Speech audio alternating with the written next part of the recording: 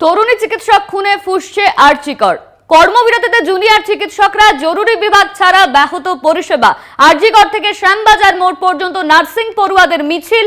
কর্মবিরতির জেরে সাধারণ রোগী ও রোগীর আত্মীয়দের হয়রানির মধ্যে পড়তে হচ্ছে। চিকিৎসক খুনে ফুঁসছে আরজিকর। আর এই নিয়েই কিন্তু বেশ কিছু হসপিটালে সেখানে কর্মবিরতির ডাক দেওয়া হয়েছে এবং কর্মবিরতি দেওয়া হয়েছে আরজিকরের তরফেও। আরজিকর থেকে শ্যামবাজার পর্যন্ত মিছিল। আরজিকরের পড়ুয়াদের সেই ছবি আপনারা দেখতে পাচ্ছেন। কর্মবিরতির জেরে রোগীর আত্মীয়দের হয়রানির মুখেও পড়তে হচ্ছে, এমনও ছবি সামনে আসছে। আরজিকরে এই ছাত্রীর খুনে কিন্তু ইতিমধ্যেই ফুঁসছে আরজিকরের জুনিয়র চিকিৎসকরা। তারা কর্মবিরতির ডাক দিয়েছে, সেই ছবি আপনারা দেখতে পাচ্ছেন। আরজিকর থেকে শ্যামবাজার পর্যন্ত মিছিল যাচ্ছে, আর এই মিছিলের কারণে কিন্তু হয়রানির শিকার হচ্ছে রোগীর আত্মীয়রা, এমনও কিন্তু ছবি সামনে আসছে।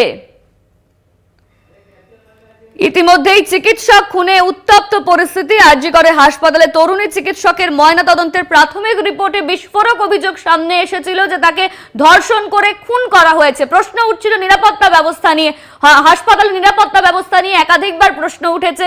তার পরিবারের লোক তারা প্রশ্ন তুলেছেন। আর এরপর কিন্তু ইতিমধ্যেই গ্রেপ্তার করা গেছে এই সঞ্জয় রায়কে। আর এই ঘটনাকে কেন্দ্র করে ইতিমধ্যেই কর্মবিরতির ডাক জুনিয়র চিকিৎসকদের। আরজিকর থেকে শ্যামবাজার পর্যন্ত মিছিলের ডাক দিয়েছেন জুনিয়র চিকিৎসকরা। সেই ছবি আপনারা দেখতে পাচ্ছেন। কর্মবিরতির জেরে রোগীর আত্মীয়রা তারা হয়রানির শিকার হচ্ছে। চিকিৎসক খুনে ফুঁসছে আরজিকরের জুনিয়র চিকিৎসকরা, তারা বিচার চাইছে। আরজিকর থেকে শ্যামবাজার পর্যন্ত মিছিল, সেই ছবি আপনারা দেখতে পাচ্ছেন। আরজিকরের জুনিয়র চিকিৎসকরা কর্মবিরতির জেরে, আর এই কর্মবিরতির জেরে কিন্তু রোগীর আত্মীয়রা তারা হয়রানির শিকার হয়েছে, সেই ছবিও স্পষ্ট হচ্ছে।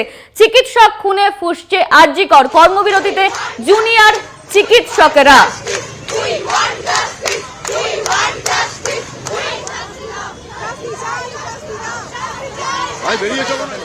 তারা রয়েছে, তাদের বক্তব্য শোনালাম। আসতে হবে, আমরা ব্যাকে হাঁটছি তো, একটু আসতে হাঁটো, একটু আসতে হাঁটো তোমরা, আমরা ব্যাকে আসছি।